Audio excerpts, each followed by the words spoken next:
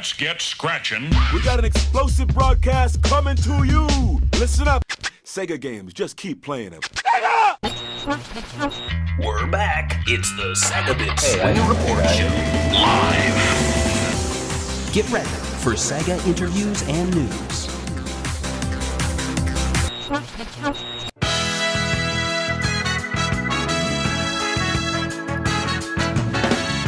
I stand still alone that twilight. Hello and welcome to the SEGAbits Swingin Report Show. I wonder if my mic was on that whole time. You heard me chit-chatting away in the background. If you did, then you would know that was the voice of Barry. And if you didn't, then I just gave away, I just wasted a few moments there, a little behind-the-scenes chit-chat. But bringing him out here, we have George. Mr. George. I said hi too early. Mr. George himself.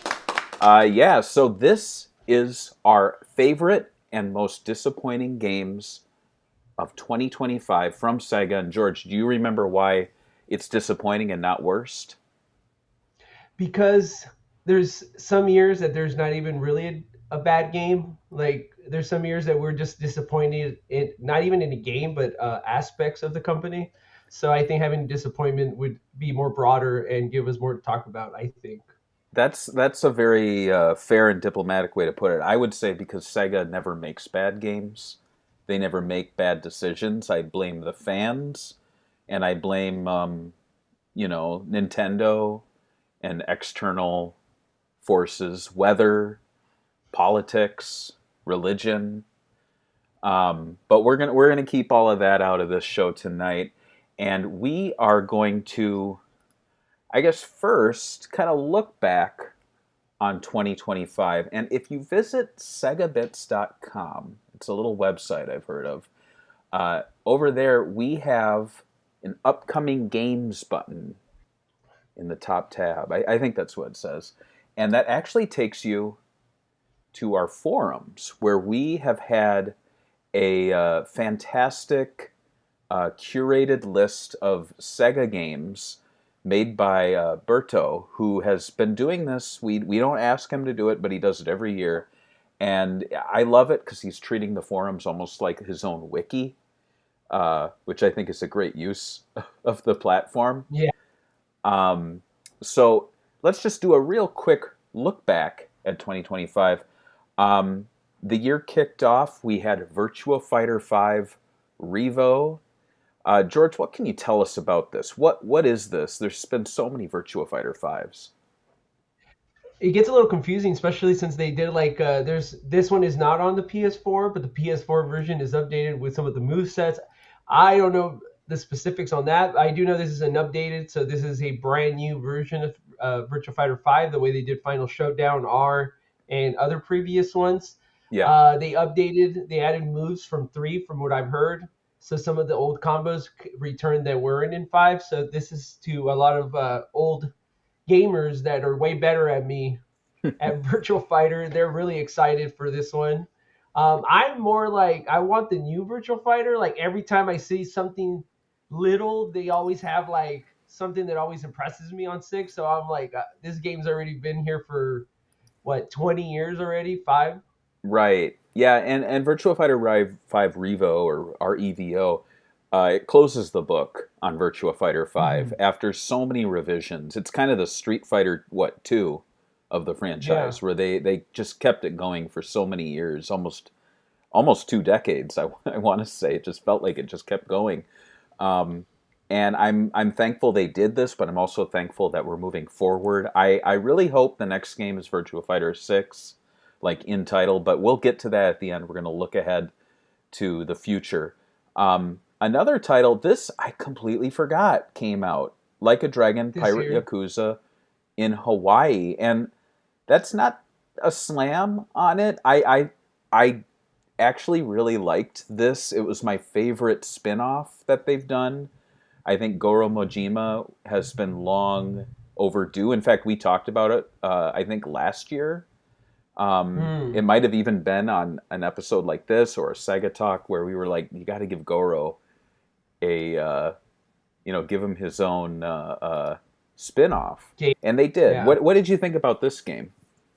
I like the combat. That's about it. I mean, the story was cool. It was just like a little side story, but I feel like Goro Majima in the Yakuza 0 was such a deep character for a lot of people that they expected to expand on his character as an older man now, but it just like he became just like he doesn't know his memories, so there's no real progression for his character in this game at all. Right. On one hand, it didn't do that, but on the other hand, it really just like was the essence of Goro Majima, which I appreciated. I kind of was fearing that if they did this and it became kind of like the Logan, of Wolverine, where it's like he's just like, imagine if they did it where it was him after all of those games with all the memories and all the history, and he was just like depressed and sad or had this weight on his shoulders. And I think just giving him, having basically a coconut hit him on the head and have him forget everything, like in an episode of Gilligan's Island, was like the best thing to do, because you just got pure Goro Majima, and it had some really cool bonuses and everything. So yeah, I honestly forgot about like a Dragon Pirate Yakuza because it came so early. It almost feels like a last year game. We also had 2 Point Museum. I don't have much to say about that. I played one of the previous ones, the Yeah. college one or the hospital one, I think. Yeah. And I thought they were fun for a while. They're like just like click here, upgrade your thing, put your Right. money. You're basically the manager of the place. I think I would be way more into a museum than a hospital because I actually go to museums and I like going to them. I mean, when I do go to them, I enjoy looking at it. So it'd be nice to have my own exhibit. Like, remember the Chicago one on the bottom with that lady's pictures? Yeah. I just put that one on top of this one. Yeah, there yeah. is this whole PC real-time strategy side of Sega that we don't talk about too much on SEGAbits. I know we get the press releases, we news it when a new game comes out, but it is a lot to keep up with, and it's honestly, it's a aspect of Sega that I think Sega of America doesn't care too much about, that Sega Europe really pushes and Sega Europe really sees as a part of their DNA. In fact, just recently there were some interviews that came out saying that Sega of America in the 90s were telling Sonic Team and Yuji Naka to make more like adult-oriented games, and he got pissed off and he was like, "You want me to make porn?" And and they were like, "No, Wow. we want to make Grand Theft Auto. We want to," and he was like, "No, Sega is like Disney, like." There was that mindset, and so I'm kind of seeing that with Sega Europe, where they're like, we are the PC real-time strategy company, and like Japan's like, not really. I'll blow through a few of these. We have Monopoly, the Metal American Dream in arcades. We have My Deluxe Prism Plus, which is kind of just fun to say. City Wars, powered by Yakuza, that was a crossover, I believe. Mm-hmm. I could be wrong. That looks really weird, that whole situation there. They look very weird. Yeah, like, why is Kazuma thinking? I don't know. I don't know about any of smiles? This. Ongeki Refresh came to arcades. We also had some Switch releases, Streets of Rage, eSWAT, and Super Thunderblade. Oh, this is a big one, George. Paw Patrol Chase to ISO came to arcades, as well as Total War Rome 2 Emperor Edition. Okay, now we're getting into something here. Yakuza 0 Director's Cut. This was controversial, to say the least. Yeah, and it's part of my... We'll talk about it in the future. I don't want to get too much into it. We'll talk about it. Puyo Puyo Tetris 25, or 2S, it looked like 25. That was on the Nintendo Switch 2, as well as Sonic X Shadow Generations as a Nintendo Switch 2 launch title. Warhammer 40K Space Marine Mastercrafted Edition. Man, that's funny. I just beat the second one the other day, like a couple weeks ago. So, cool. NBA Baller. We also had Endless Dungeon Definitive Edition in Japan, and I do believe they actually sold this company off. I thought so Um, too. I thought so, yeah. So maybe this was like a remnant of that. Hey, look, an Atlas title is here. We have Raidu Remastered, The Mystery of the Soulless Army. And yeah, if you've been watching us over the years, we used to do the Sega and Atlas favorite games, but we realized we never were picking Atlas games, so I kind of dropped it Right. from the title. Probably for the better. Plus, they're under Sega, so they should. If we pick a game they make, it should be fine to talk about it on a Sega podcast. Yeah, that's fair. Um, there's a few more. Egg Console, Mado. Oh man, I can't even pronounce that. Persona 5, The Phantom X. That was a mobile and PC Hmm. game. Angry Birds Bounce. This might be Finally, finally. This might be a contender for best game of the year. This one's actually kind of exciting to me. I'm just a UFO catcher nerd, so to see a new UFO catcher come out was cool. UFO Catcher Triple Twin 2. Uh, it's cute. It has that pink and white aesthetic, which I love about their uh, cabinets or whatever you call them, claw machines. Um, there's so many here. I'm gonna skip some of these. If you're watching on the video, though, you can definitely see them scrolling by. Lots of digital things, lots of crossovers, lots of Japan only titles. The House of Ilk. the I Mhm. was gonna say Ilk was talking about how that was like the whole year's Genesis updates, 3 titles. Did you pay for the Nintendo Online Plus and try the Genesis games on there? No, I didn't. In fact, I've never subscribed to that. Hmm. I don't like that idea. I really wish that they would go back to selling digital one-off releases that you could buy for like $2 to $5 and own it, quote unquote, forever. Um, Digital license. yeah, exactly. And Elk is noting in the comments too. Amplitude made the Endless games. Um, Hmm. the House of the Dead 2 remake. I, Ugh, I'm I've heard that's the negative most disappointing things. game for Yeah. sure.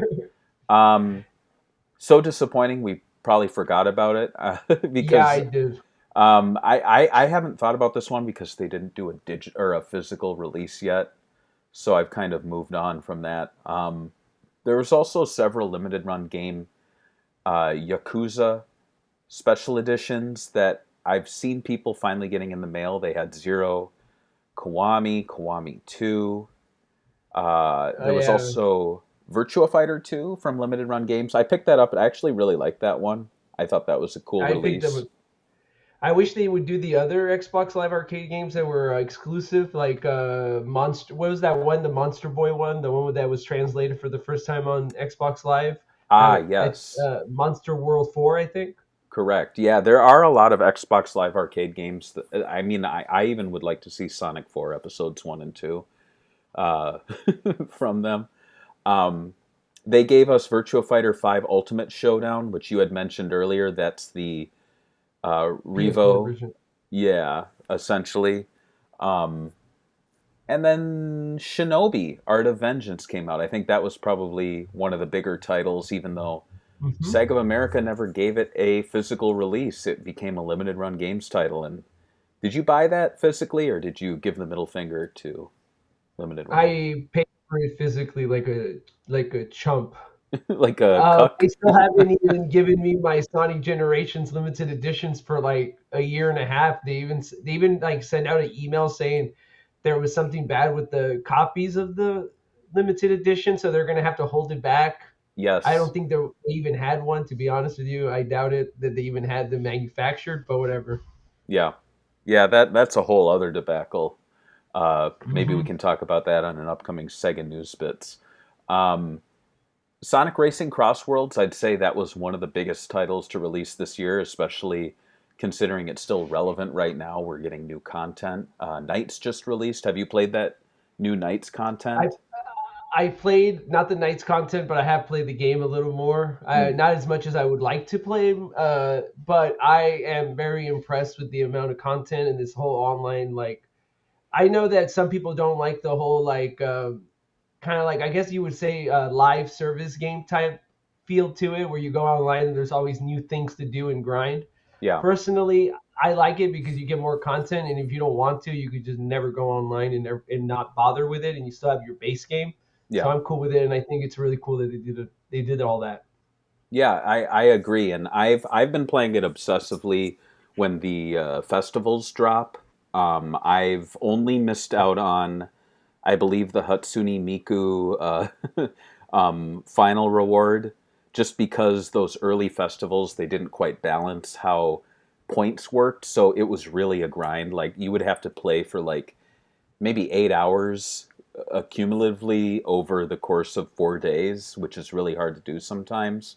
Thankfully, they've changed it. The Nights Festival, I got in 2 hours or less. I think an hour and a half, which Oh, is really surprising. But I had a string of first place wins. I got a 5 times nice. and then a couple 2 times bonuses, and I'll have to say, like that was really fun to play. It almost reminded me of the old days of Christmas nights, where it was just like I was playing as Knights. I was getting all these cool little rewards for free. I was playing the Knights music and the tracks. I just thought that whole event was really fun, and it actually got me nostalgic for Sega Saturn, believe it or not. Um, Wow. yeah, It did its job. it did do its job. Persona 3 Reload, that came out in The Switch October to the too. Switch too. Yeah. Um, this one I need to be careful Fuck saying. party. Angry Birds Fuck Party. Oh, I'm sorry. Angry Birds Flock Party is the Mika absolute Flockers. worst title ever. Um, we also had, apparently this released, Valkyria It's Chronicles the 4 Complete Edition. limited Another run. limited run games. Yakuza 3, another limited run games. Yakuza 4, another limited run games. Yakuza 5, Yakuza 6. Valkyria Chronicles Remastered. They just went all out with the Sega edition. So many that I've actually skipped so many of these. I forgot they released. Um, I would say this isn't most disappointing, but Puyo Puyo Champions Classic Edition was the most pathetic limited run games release, because if you've seen that game, it is a $5 title. It is hardly a game. It's wild that they It's made like a a $50 physical. edition. Yeah. Um, and then we've seen some other things. Football Manager 26. Correct me if I'm wrong, but did they even make 25, or did they skip that year? No. Skipped it to make this one better, so there's like a lot of hype around it for the football manager crowd. So I'm sure Yeah. it's gonna make you a bajillion dollars. Sonic Rumble just made it in after so many months of delays. It almost felt like that game was vaporware, or that we in America were existing in an alternate timeline where the game didn't exist, but we were still hearing about it. Um, we'll have more to say about that. Yakuza Kiwami released to the Switch 2 as well as modern platforms, along with Kiwami Ooh. 2. I actually picked up the Steelbook from Europe, which sold out very quickly, and I was initially kind of regretting the purchase because it was $100 with shipping. But then I realized that if I had bought the 2-pack of Kiwami 1 and 2 and Yakuza 0 for PS5 here in America, it would cost me the same price, and I would be getting, those little plastic cases. But it was a cool steelbook bundle. There was a UFO catcher immersive arcade experience. I don't know where this happened, but So you get picked up like in Toy Story? yeah, you get picked up by the claw. Um, we've also had some other arcade titles you can see scrolling through here, as well as Company of Heroes 3, Total War Napoleon for iOS and Android. You can see we're kind of getting to the bottom of the barrel here. Total War Warhammer 3, Tides of Torment, lots of little additions and things. So, whew, there you go. That's our look back at 2025. And if the show started with, let's say a bunch of people, we dropped off a lot because that was kind of boring. But let's get to the exciting stuff, George. Should we? And I used to have a drum roll. What's Where this? is it Is this it? Oh man. Oh yeah. I'm not ready for that yet. Oh, here we go. We are going to discuss the most disappointing games of 2025. So first off, George, it's going to be you. I'm going to give you the drum roll, and then you Oh, reveal no. it, and I'll show the picture. Here we go. Let's time this right. George's most disappointing Sega or Atlas game of 2025 was... The RGG studio. The studio? The whole studio?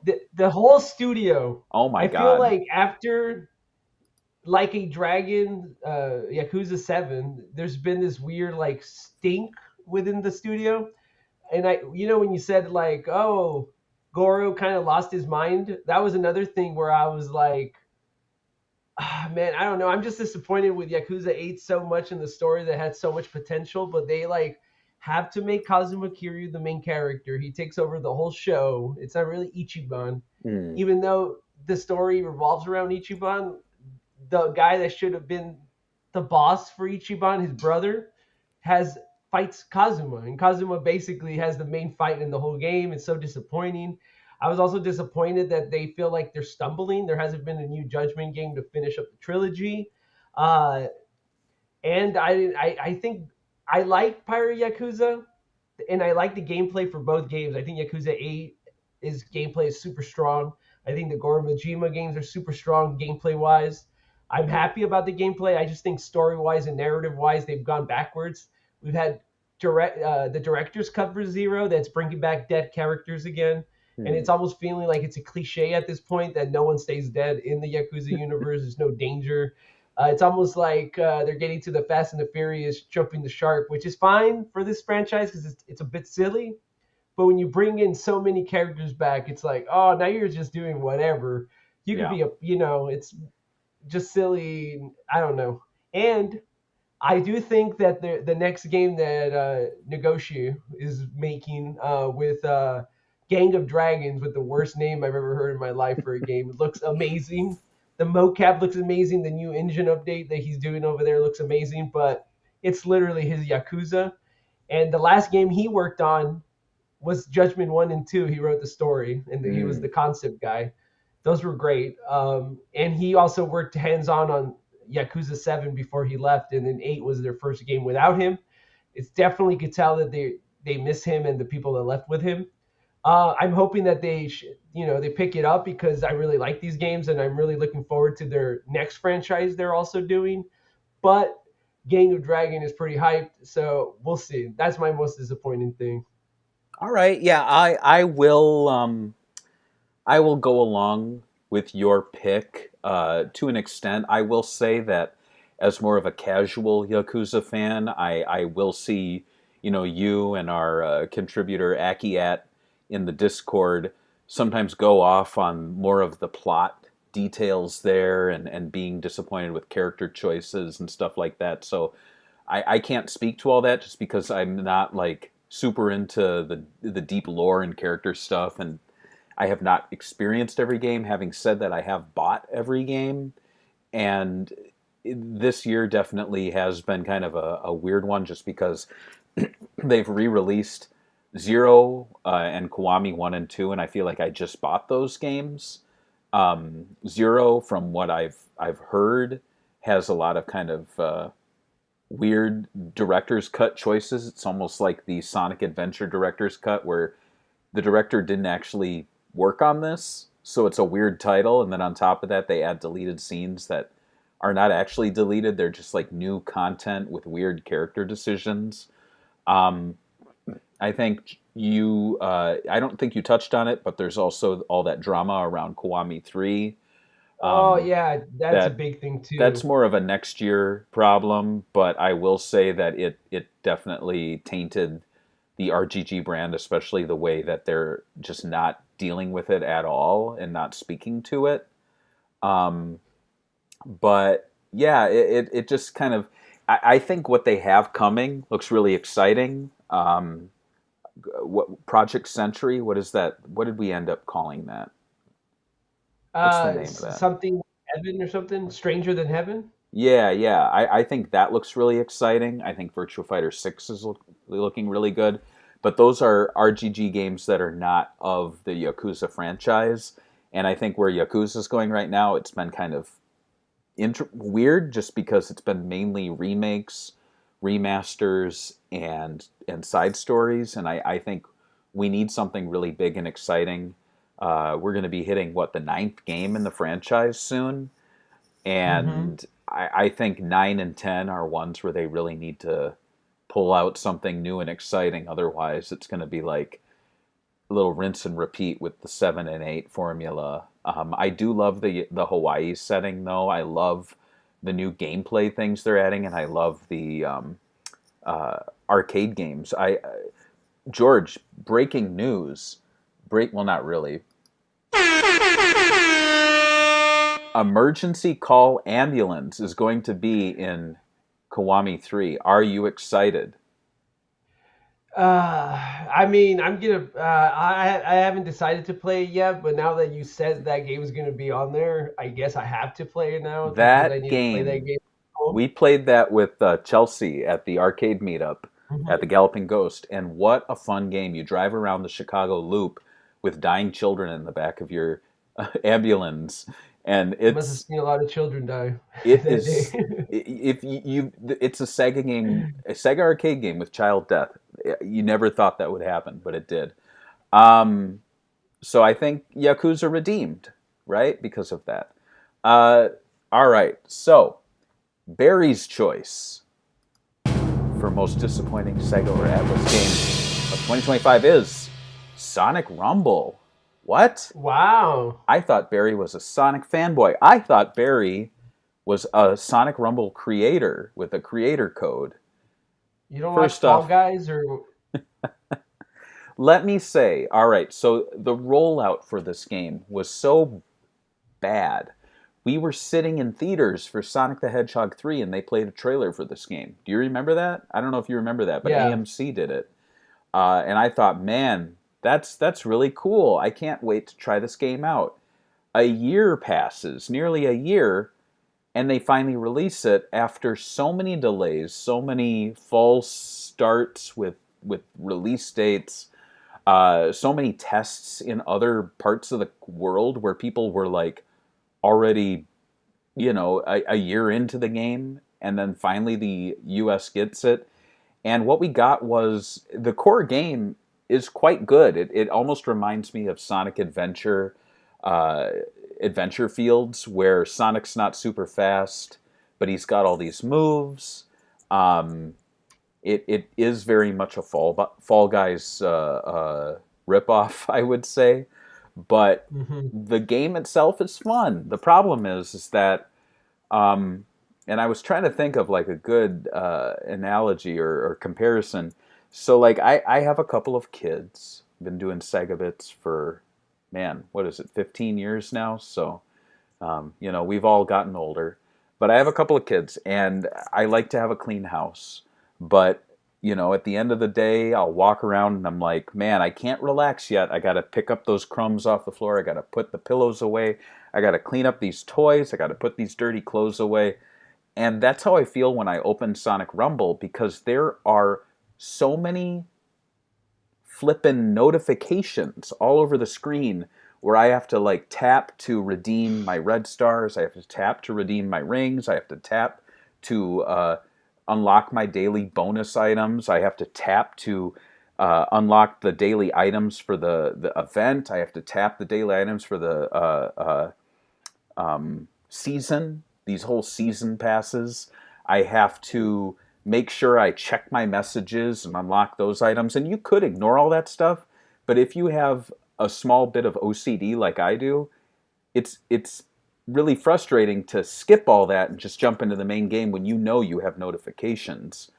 And I had to laugh because there were some people in our SEGAbits Discord playing this game, and they were like, oh, don't forget that you have to turn your fizzy gems into like other things. And I'm like, wait, what? There's like a whole other system of converting gems into like things. It's just like, come on, like just have, like I played The Simpsons tapped out for, man, how many years was that on? 12 years?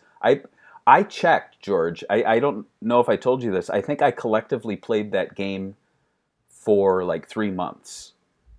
It might have even been worse. But like collective, like All of nonstop it three together months worth time. of yeah. Like if you took collectively over 12 years, I played 3 months of my life was spent just playing that game, and the reason I was so obsessed with that game was because it was just so easy to open it up, tap on the things that I was unlocking, tap around my town, and then turn it off. I'd play it for like a couple minutes each day, but that added up.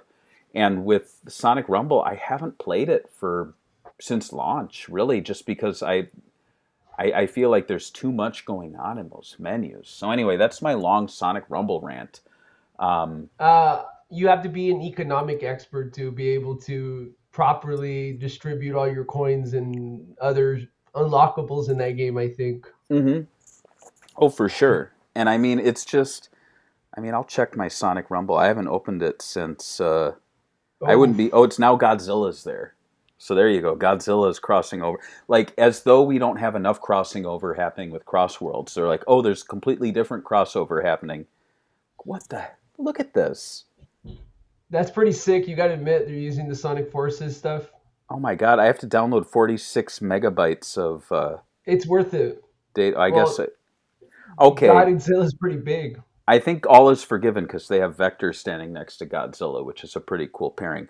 But like, look at all of this crap happening. Like this pop-up just came up and it says, "Oh, you got to spend 99 cents." No. You got to spend 99 cents. No. You got to do the year-end countdown sale. No. I just closed 3 windows. Now it says scramble ended. I have 1, 2, 3, 4, 5, 6, 7, 8, 9 buttons around here telling me I have to tap things to clear or unlock. It's just Isn't too this like much. a kid's game? Like this seems pretty predatory to be a Look kid's at all game that where you crap have on to, my like, screen. Look, how I many have times is somebody going to get ripped off buying something that doesn't do anything?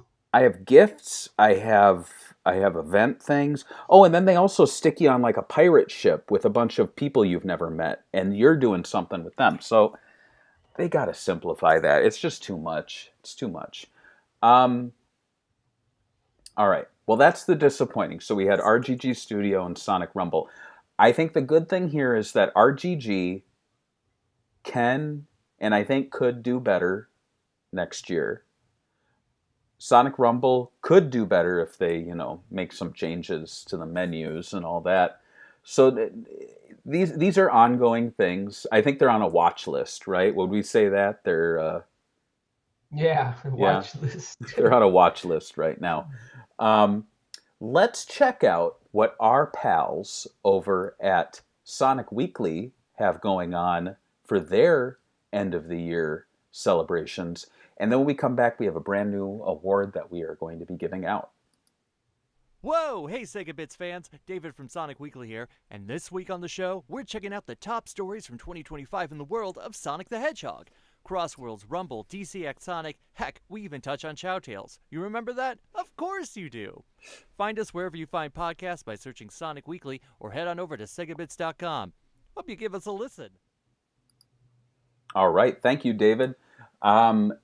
So, George, this next award that we're giving out, this is brand new. We are calling it the SEGAbits SEGA Writing and Journalism Award.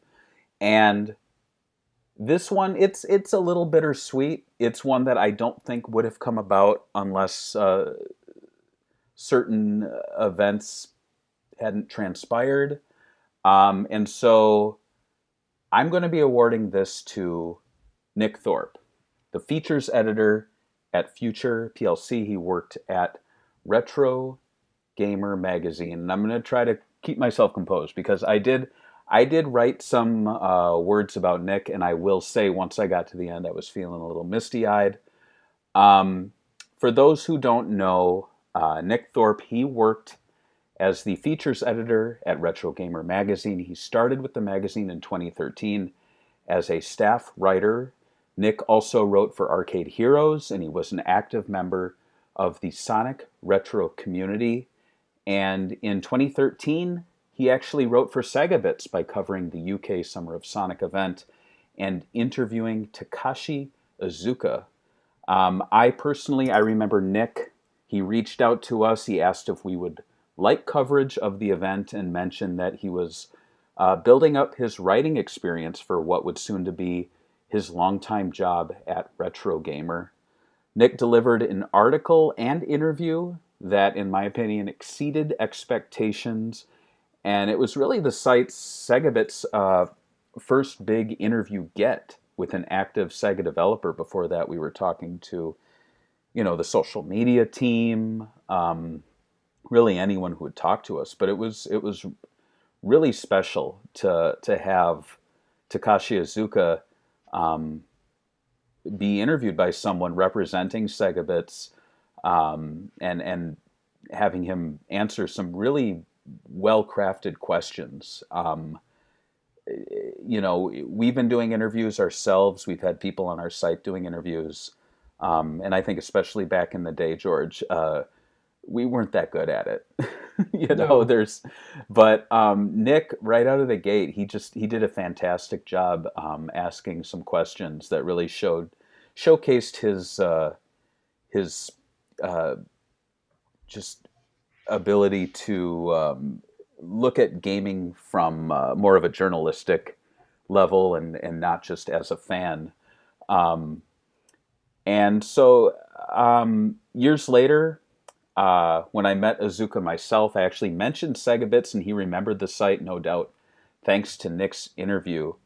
In the years that followed, Nick was a proponent of Sega. He pushed for Sega cover stories in the magazine, and he delivered countless must-read retrospectives and interviews.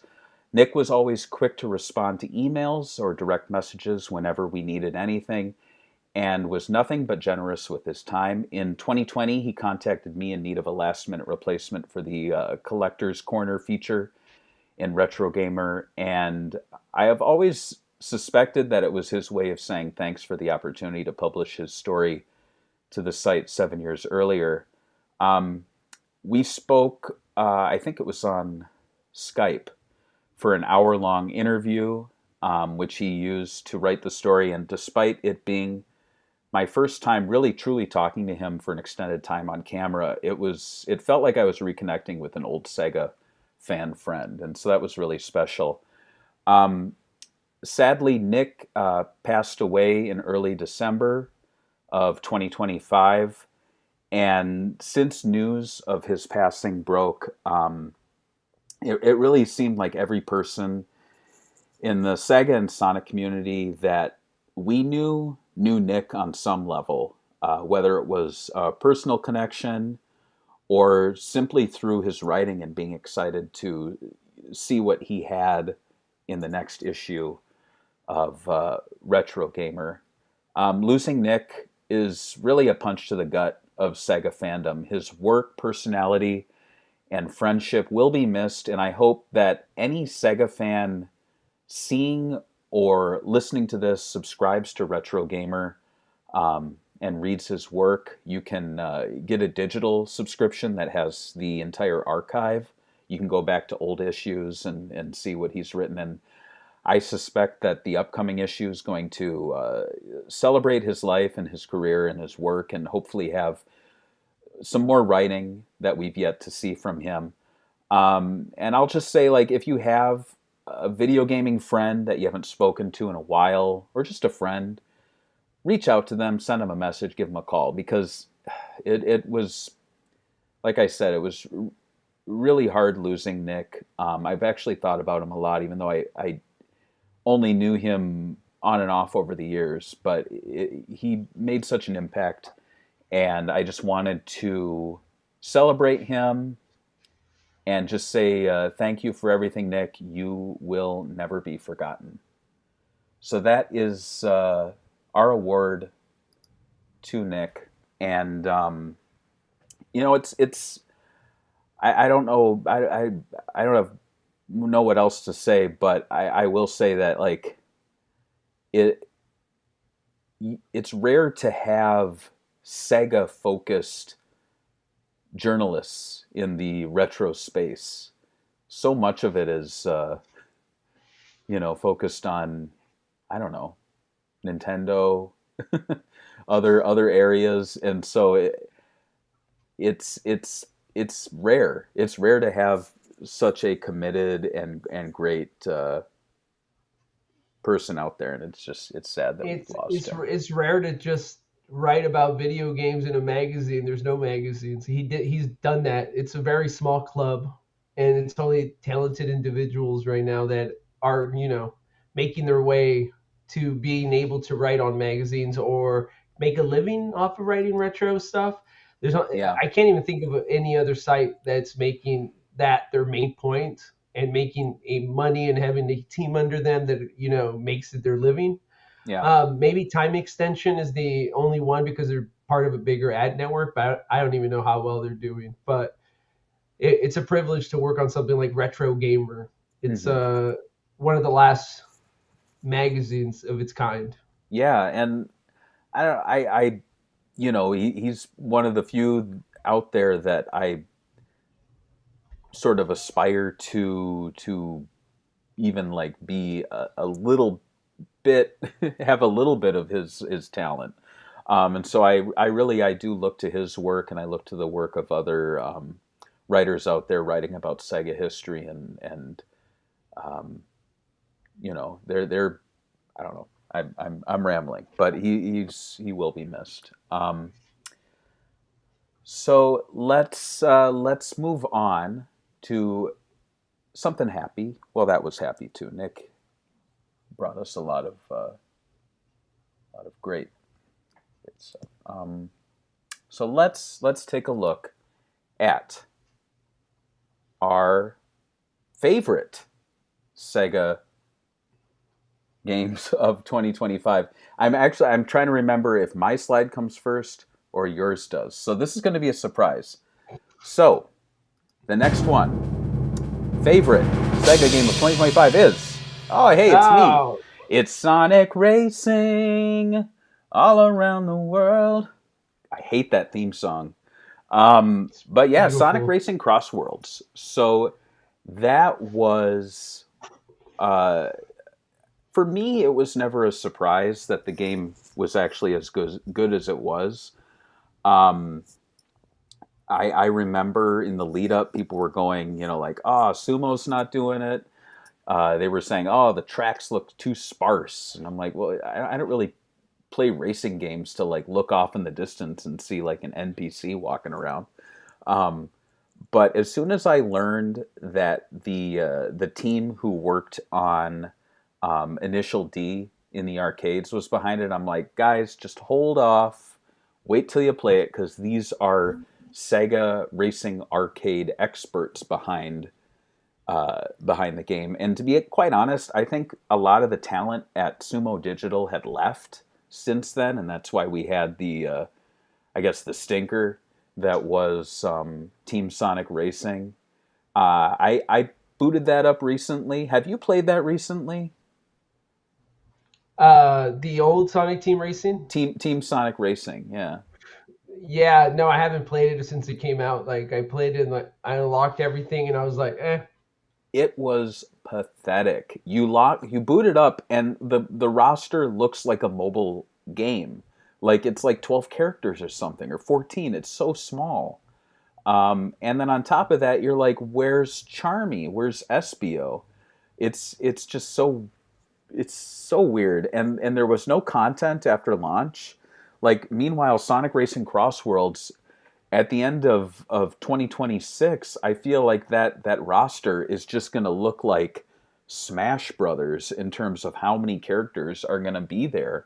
I mean, we're essentially getting between maybe 3 and 5 characters a month, at least into mid-2026. I think Pac-Man is coming soon, which is a great addition.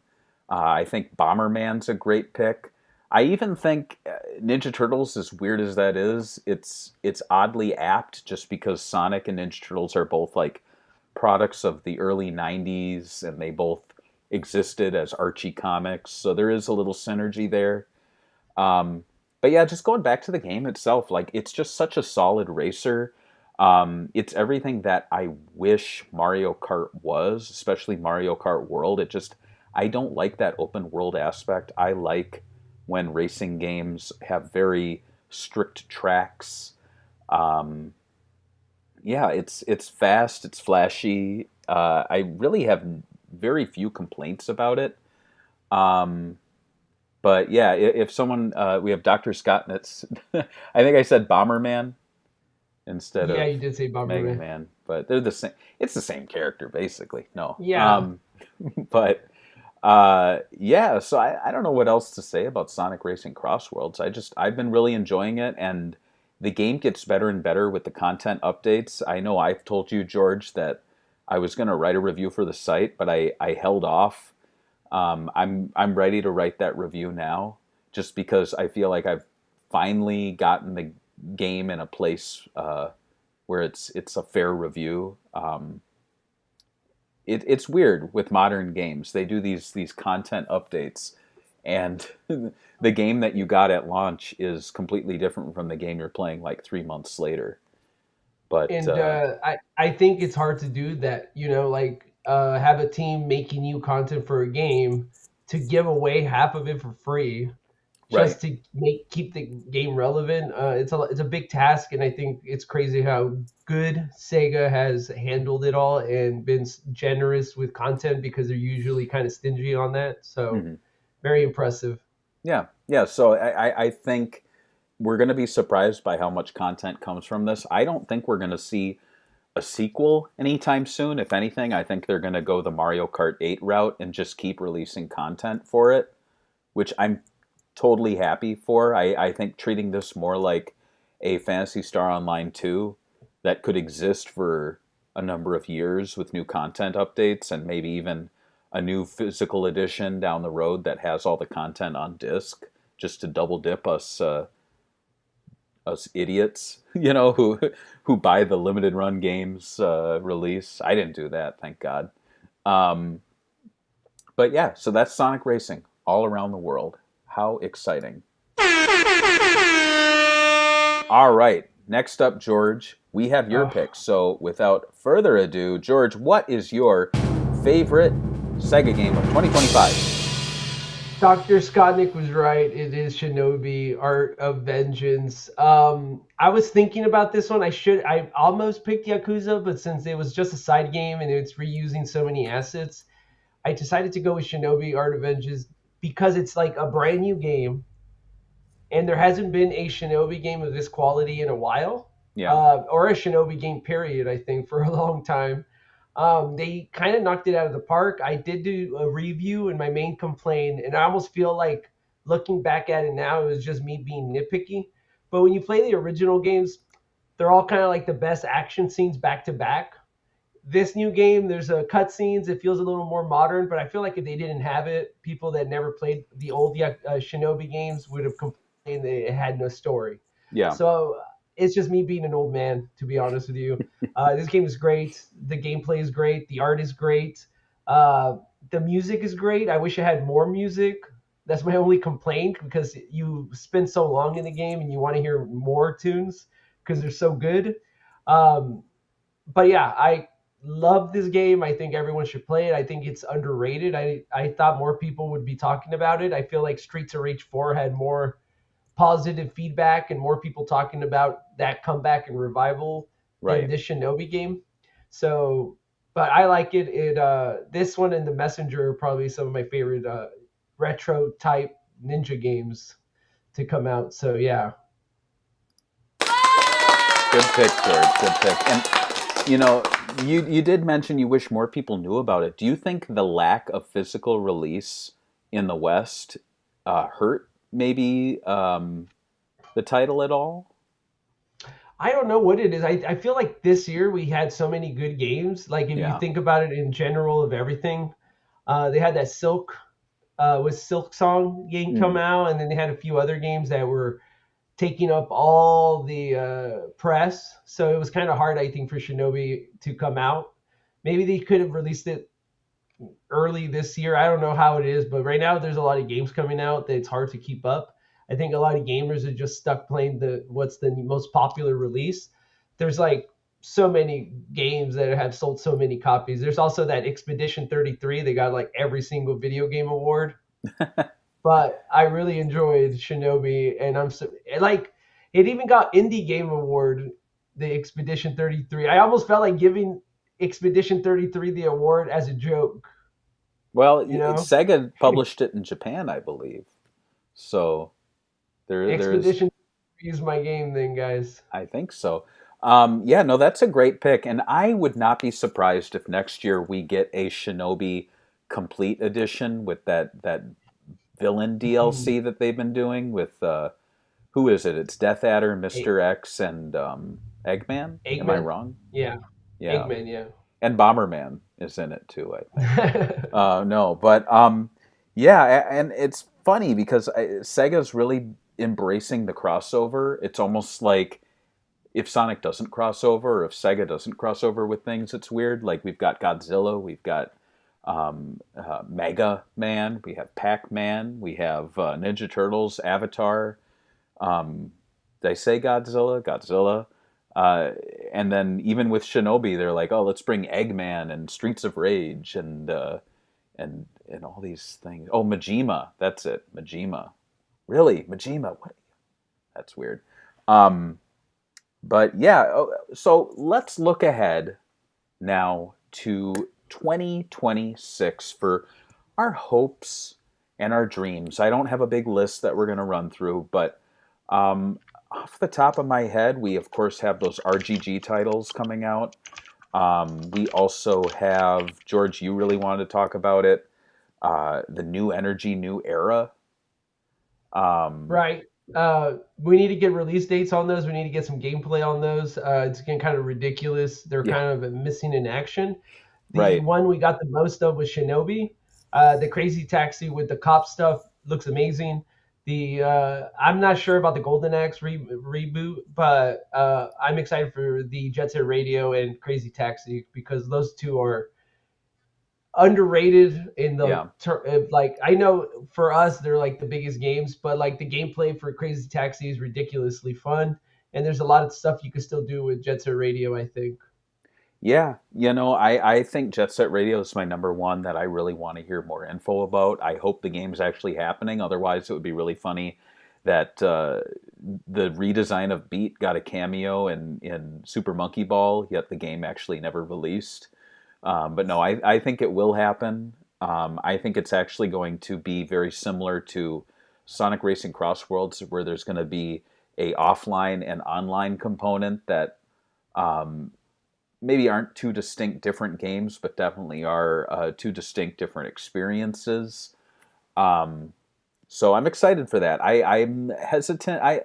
Crazy Taxi is a weird one because I'm like, shouldn't that just be an easy game to release? Why is it taking so long? Like, Crazy Taxi should not have so much time and money poured into it when they farted out 3 games in a matter of a couple years. Like, really, we should be treating Crazy Taxi like it's Fortnite. I don't know. We'll see about that. 2026 will also have, and I have the first piece of merch here, Sonic's 35th anniversary. There's the logo. It's going to be green, the green Chaos Emerald, Sonic's 35th.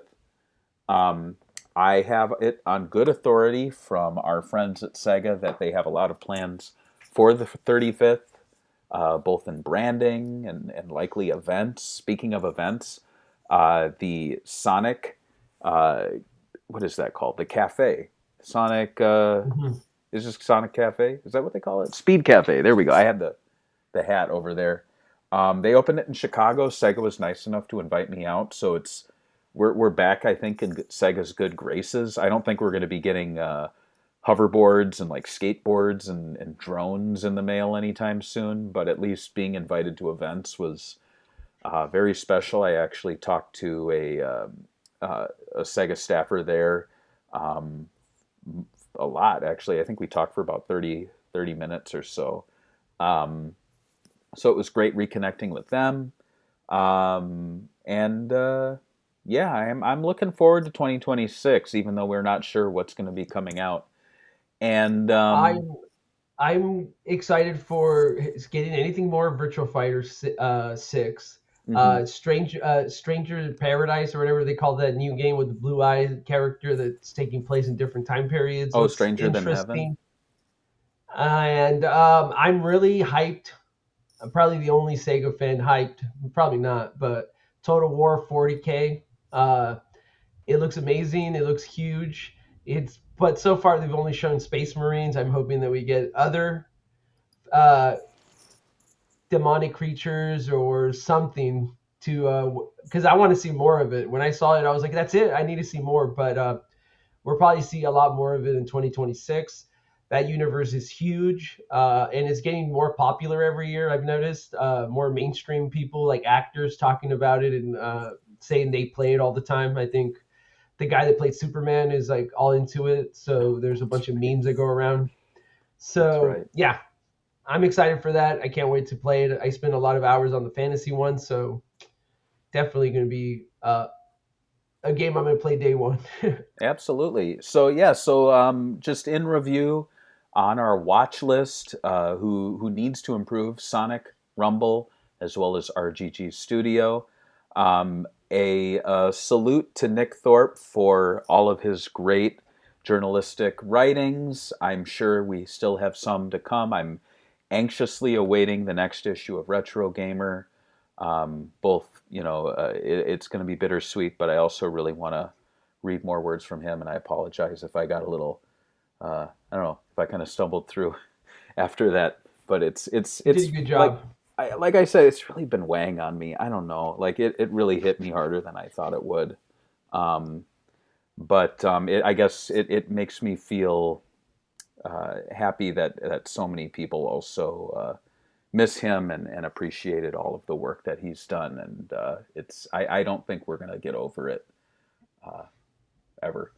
And then, of course, our favorites, our big picks that will be thrown out there on the socials are Sonic Racing Crossworlds and Shinobi, because we like to tell Sega that we like when they do good, but we also like to tell them we don't like it when they disappoint us. But remember, Sega never does bad.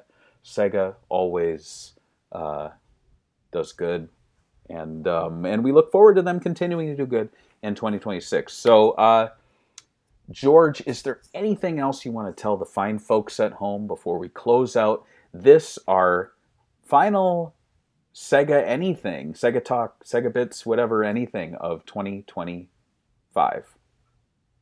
Thank you guys for joining us. I hope you guys have a great New Year's, and we'll see you guys in 2026. Awesome. All right.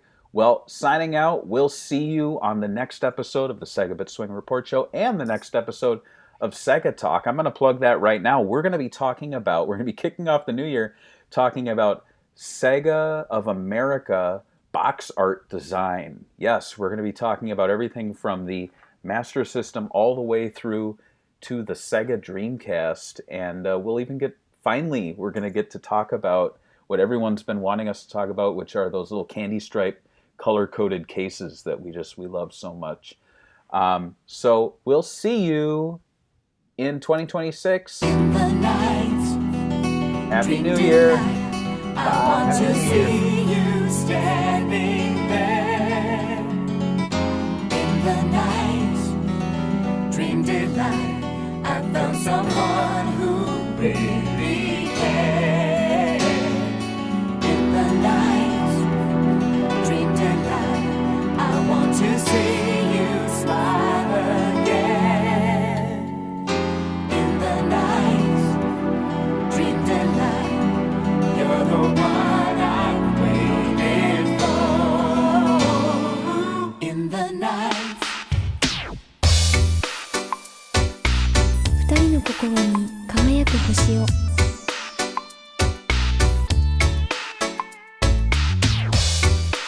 みんなの心に輝く星をメリークリスマス In a dream I can see you're not far away. Anytime, any place I can see your face. You're that special one